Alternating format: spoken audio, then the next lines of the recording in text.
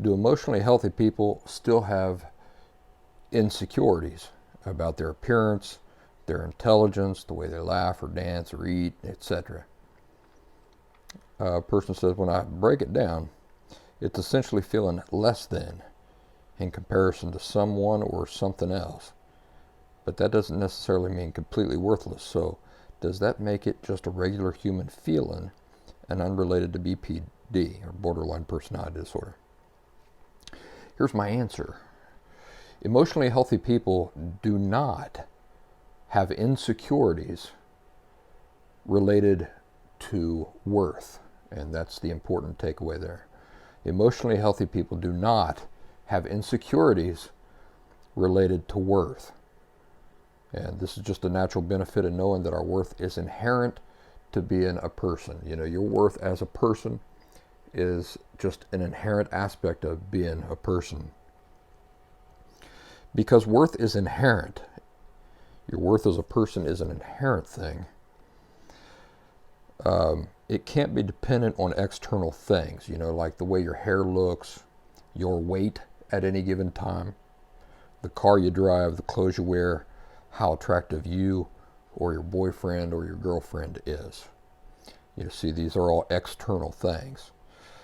Inner and inherent things refer to an individual giving birth to it and generating a sense of it from within themselves, totally unrelated to anything external. Why are they doing this? What is enabling them to do this? B,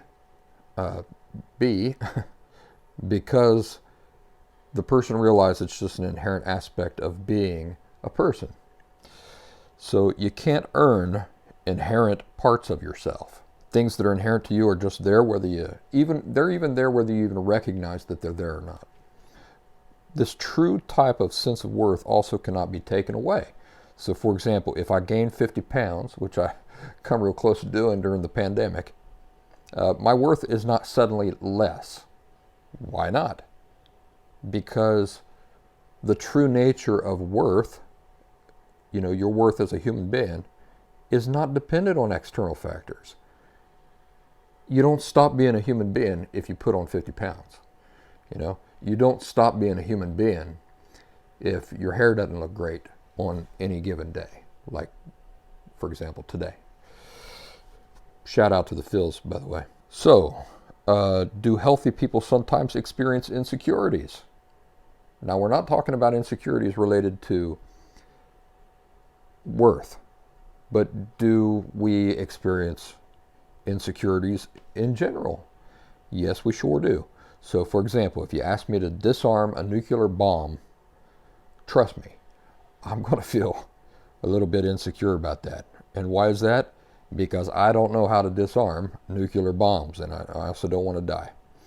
But if you put me in a large group of people on a day when my hair is messed up, my breath stinks, I have a big zit on the end of my nose, will I be insecure?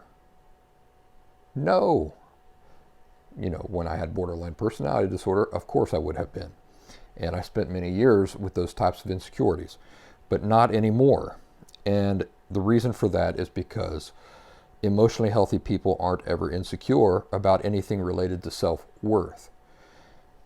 If a person is insecure because of something related to self-worth, it means they're not emotionally healthy, right? So being emotionally healthy innately means that you are not insecure about things related to self-worth. The zit on the end of my nose, the way that my hair looks, does not affect or in any way influence what my inherent value as a person is. So my worth doesn't depend on what other people think of me, and it doesn't change based on what I'm wearing, on whether my breath smells minty, or on whether my skin looks perfect on that day. A true sense of inherent worth doesn't come and go, get greater or lesser. You don't have more inherent worth in some situations and conditions than you do in others. It's a sense of value being born from knowing you have inherent value. It's an inherent thing, and therefore it is stable, it is constant, And the effect of this is a strong sense of security and contentment with oneself.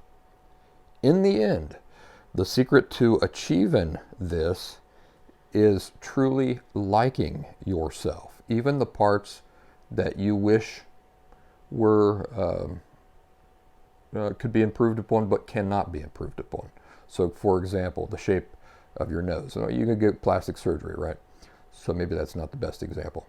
Let's say your age, the realities of your cultural background, your financial realities. Maybe you're not a rich person, things like that.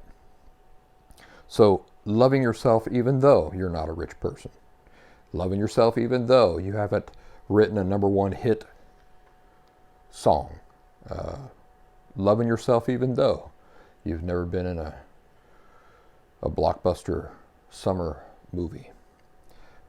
It is not changing all the things you hate about yourself, but rather it's embracing many parts of what you hate about yourself as being perfectly acceptable realities of what makes you you, even the zit on the end of your nose.